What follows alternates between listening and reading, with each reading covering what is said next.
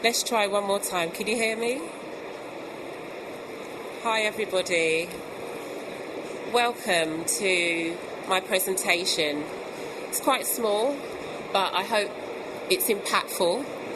It's going to tell my journey, and the title is "The Medium is the Message, Empowering the Next Generation Through Film." During the pandemic, around 2020, do you remember that time?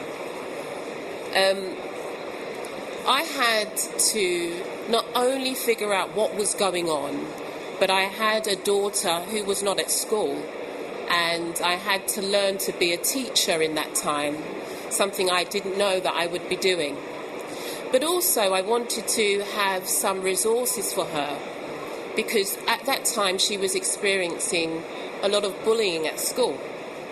She didn't like what she looked like. She didn't like her hair. She always said, "Mummy, I want Frozen girl hair." And there's nothing wrong with that, but I wanted her to love who she was. So I decided to embark on a project during lockdown. And this project was in the form of a medium, which is a magazine.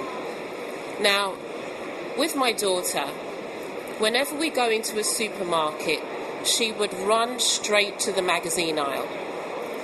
But this particular day, I couldn't see something that I wanted to give her that would make her see that she was special, that she was important. And so I decided to look at a medium, a magazine that I could create with her, which could make her see who she is and to love who she is. And the magazine that I chose to do, even though it's a medium that everybody uses, actually had a very powerful message. It told black girls that they belonged. Now, in my research, I had looked at a lady called Afuaher. She looked at a study in 2018, and I didn't know about this study until I saw on the magazine aisles that there were lots of mediums that wasn't communicating to me. And I was really interested to know that there were hardly magazines out there that were telling my daughter that she belonged too. So I kind of felt like there was an issue with the medium that some people were using to connect to an audience. They weren't connecting to this audience, and this was how I thought I could potentially connect with an audience. But I was only doing a project at that time. So when I launched Coco Girl, and it was just an idea and a project, I did not expect to have the impact from this one medium. I literally used my daughter as a model because it was locked down and we had nobody else. And I remember putting this magazine on a website. Anyone familiar, or actually a social media site, anyone familiar with Facebook? And I put it on Facebook. I made a 5-minute website on GoDaddy and didn't think anything of it. And then my phone just started to ping. Ping, ping, ping, ping, ping, and then it was all of these pings. Now, this magazine or medium was connecting with so many people that hadn't seen it before. They didn't know what the content was going to be, but they were buying the magazine. I think we sold about 50,000 covers, because there was no content at that time, in about a week. We had 10,000 subscribers, and it was just amazing that this medium I was using, a magazine, but I changed the message a little bit, was reaching a new audience. Absolutely incredible. We then were contacted with every media outlet in the country. It was everywhere. My story, nobody could understand how I just launched this magazine and I had a readership of 10,000 people in a week. And we were just literally talking to an audience who had their head down and were not really buying magazines like they were buying my magazine Cocoa Girl. The cover had a very strong message. That's all it took. It was the cover. And then a new audience was born. I also began to see other magazines changing. Now, we did this cover in 2022, and it was in January, I remember it, and in April 2022, Vogue did a very similar cover, wouldn't you agree? But we were just seeing different things from, our magazine and our content changing. And the beauty of this magazine as well, something that I wanted to do which was a bit different, children were writing the content. Children were going out and finding out the information that was basically speaking to this new found audience. I then decided, do you know what? I'm going to do something a little bit different. I'm also going to look at the medium of film and see if I could use children again to convey a message that speaks to this audience as well. But it wasn't just this audience, it was worldwide. The Cynthia Erivo, I don't know if you've seen this interview, but we did an interview for the Wicked Junket, and we used a young girl called Isabel. And Isabel was the one that was steering this conversation. And she didn't, tell me she was going to ask this question. She said to Cynthia, I went for the part of young Althaba, and I never got the part. What advice do you have for someone like me that sometimes doesn't get the role? And the advice that Cynthia gave was clipped by me and shared, and I added some music to it. And this video went completely viral just because it gave everybody some, advice as to what to do if you don't get the role. And Isabel's story spoke to so many people. Again, we used the medium, but we found a way to connect with an audience with a new message. And this message went so far. We had so many sort of celebrities contacting us. Wow, can you guys interview us? Can you guys come over to America? Could you come over to Dubai? It was amazing just to see the power, not only with the magazine now, but with film. And then I thought to myself, okay, I'm getting into film now and I'm really enjoying this, and I'm enjoying using children. And in terms of using children, I'm saying that, they're so amazing when it comes to interviews.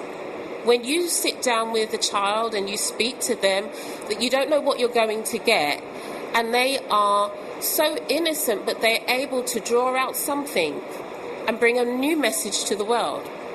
So I decided to take my idea of children interviewing influential people via film to the Met Police. And I pitched an idea of children interviewing black police officers because I had never heard their stories before. I knew that within our community, or my community, there was a lot of tension between the police and the black community. And I thought, if they understood the stories of what these police officers go through, then maybe there might be a way of talking to this new audience. So I pitched it, and, I asked for a little bit of money, and they said, yeah, we'll give you probably double, triple what you're asking for to create films so that children could ask these police officers questions. And then I didn't realise that this would go a bit viral again. I'm just going to ask if you can play the BBC clip. This is video number 1. This video was played twice last week on the news. Again, talking to a new audience with this medium of film. To a new series now that explores what it's like to be black and in the police force. The films shine a light on the experiences of current and former staff working in the Met. But what makes it unique is that it's children who get to ask the questions. Alison L. has been hearing from some of those.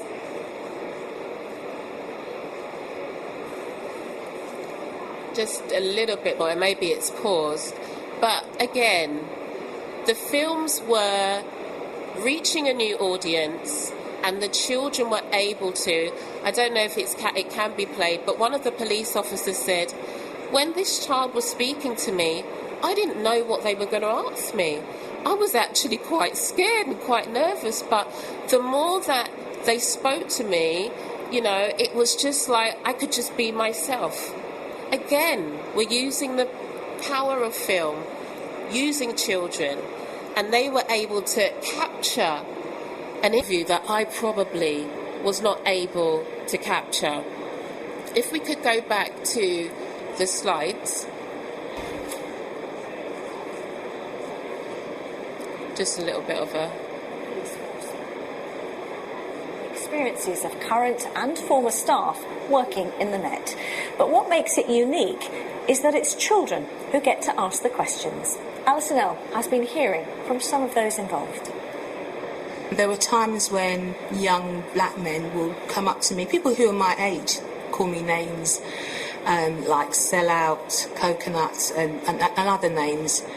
A day in the life of Jennifer Donaldson. She spent 32 years in the Metropolitan Police, working her way up to inspector. Her story is one of those featured in Change Takes All, about the experiences of black people in the force.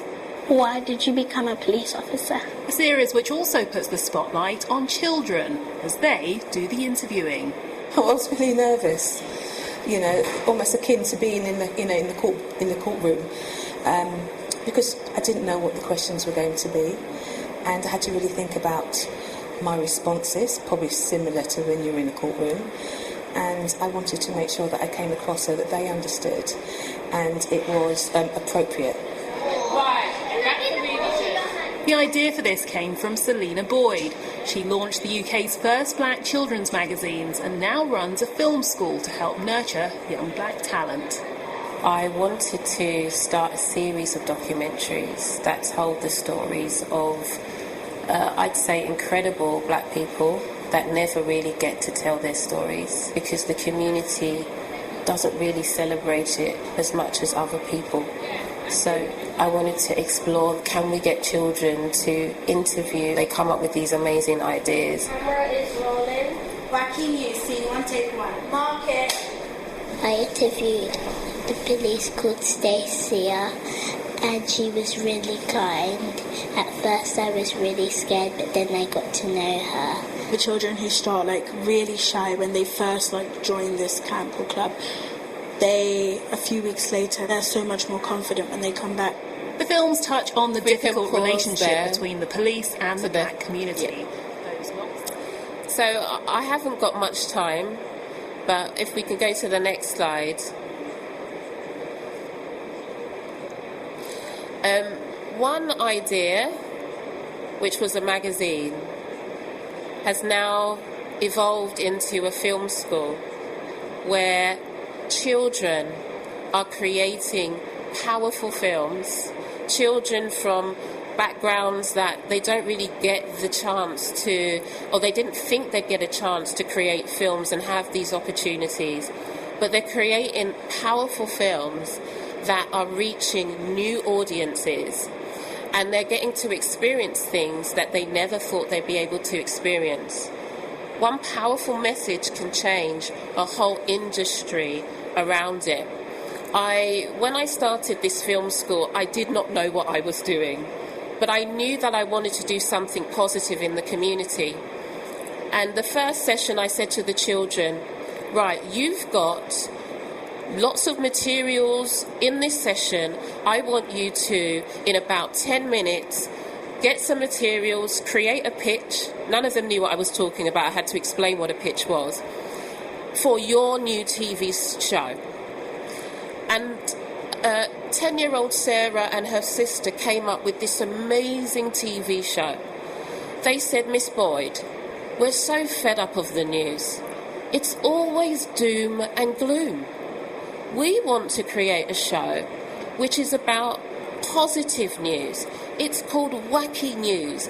It's anything that we feel is newsworthy and that we can share with the world and make people smile. There's so much going on. There's so much wars. There's just so much things that we are subjected to as children watching on the TV. Can you give us a chance to make this show? And they pitched it to all the children, and the children said, yeah, let's make the show. And in making that show, we were able to also get the children to have hands-on experience at CNN Studios. And I'm going to ask if we can play film number 2. This is their work experience. Good morning, I'm Esther, and we are live from CNN London. Today, something very exciting is happening. A group of brilliant young reporters have taken over the studio. That's right, kids are running the news today. Welcome to Wacky News, and joining me now is our special guest reporter, Amelia, who's here to tell us all about today's show. So today I'm talking about the weather, and today's weather is windy and kind of sunny. So it's really bad for you if you wear really warm clothes in the summer, because you might get hot and you might faint. Oh, excellent. I'm not done. Oh, she's not done. Okay.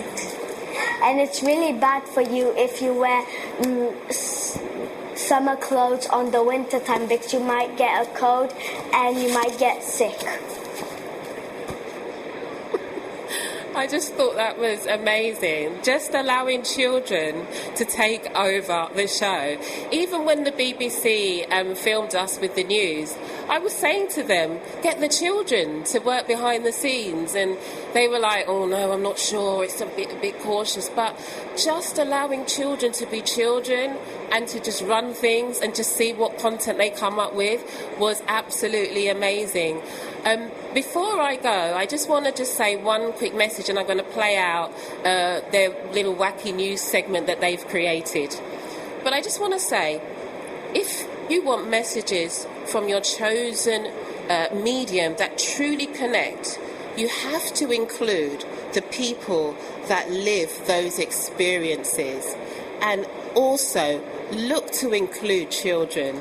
They are amazing, and I've found that a lot of the content that I create, when, letting children just be themselves, run the show, it has just gone viral. It has, I remember we were at a junket interviewing Halle Bailey. She was doing the mermaid interviews, and the children just came down the corridors of the Corinthia Hotel, and Beyonce's publicist, I don't know if you know who she is, she's the young lady that was telling Blue Ivy to take her sunglasses off on the Met Gala red carpet.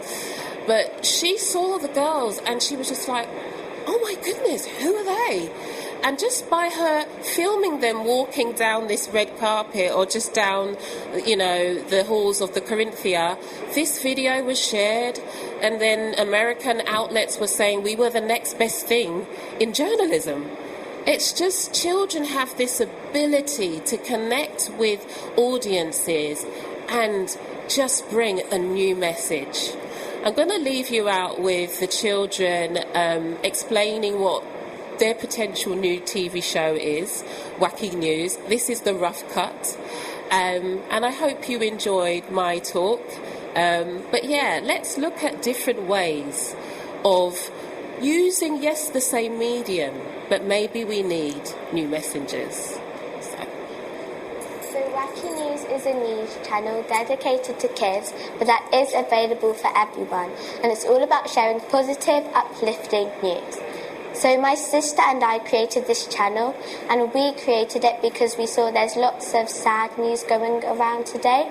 So we decided a lot of positive news would be better for a change. And we visited Cambridge University to interview Dr. Ozzy, and now we're at CNN. So thank you for listening, and I hope you enjoy Wacky News. Just like on the news. It's camera rolling. Mark it. Wacky News, C6, take 2. Action. Hello. Hi. Hello. Hello. Hello. Hello. Hi. Hi. Hi. Hello. Hello.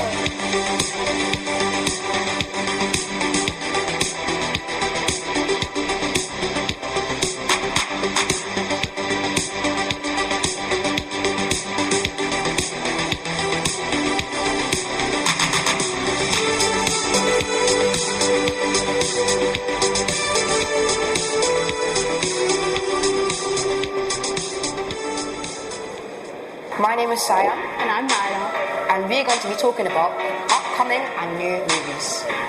First, our new movies, we have Age 6 coming out February 5th, 2027, Frozen 3 coming out November 24th, 2027, Incredibles 3 coming out June 16th, 2027, Avengers Doomsday coming out 18th December 2026, and Angry Birds 3 coming out 23rd December 2026.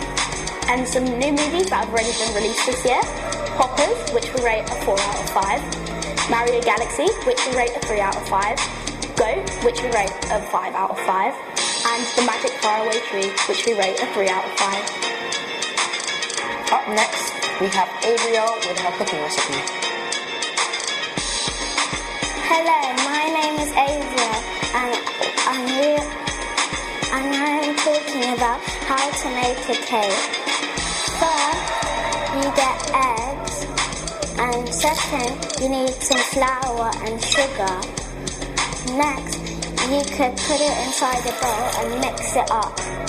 Then, you could put it into the oven, and when you finish, you could put icing on it and different toppings.